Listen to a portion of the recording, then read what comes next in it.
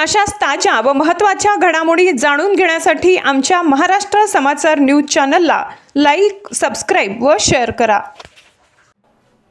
नमस्कार, मी दिलीप स्वामी, जिल्हाधिकारी छत्रपती संभाजीनगर बोलतोय।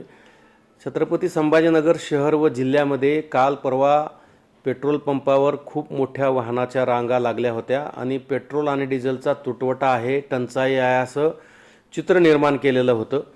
आज मी सर्व कंपन्यांच्या प्रमुख अधिकाऱ्यांशी चर्चा केली।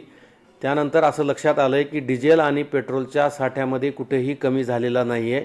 येणारा फ्लो हा कंटिन्यू चालू आहे, कुठेही टंचाई नाही आहे। फक्त अफवा पसरवल्यामुळं लोकांनी पेट्रोल पंपावर गर्दी केली आणि अव्वाच्या सव्वा पेट्रोल भरून डिझेल भरून घेतल्यामुळं पेट्रोल पंपावरचा साठा संपलेला आहे। माझी समस्त नागरिकांना नम्र विनंती आहे की आपण पॅनिक होऊ नका, अफवावर विश्वास ठेवू नका। डिझेल आणि पेट्रोलचा साठा मुबलक आहे, सातत्यानं तो येतो आहे। येणाऱ्या गाड्या या नियमितप्रमाणे येत आहेत। जसं जसं नेहमीप्रमाणे गाड्याची आवक होती त्याचप्रमाणे गाड्याची आवक चालू आहे।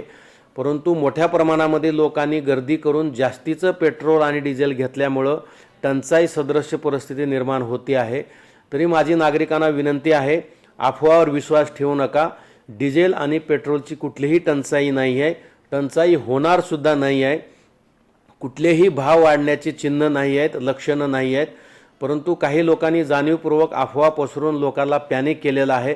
अशा लोकांचा आम्ही शोध घेतो आहोत ज्याने अफवा पसरवलेला आहे ते, आणि जे कोणी अफवा पसरवतील आणि लोकांना पॅनिक करतील त्यांच्यावर कायदेशीर कडक कारवाई केली जाणार आहे।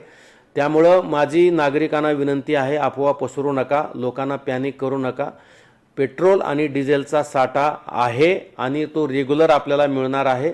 जसं आपण पूर्वी खरेदी करत होतात नियमितपणे आवश्यकतेप्रमाणे, त्याचप्रमाणे खरेदी करा। जास्तीचा साठा करून ठेवू नका।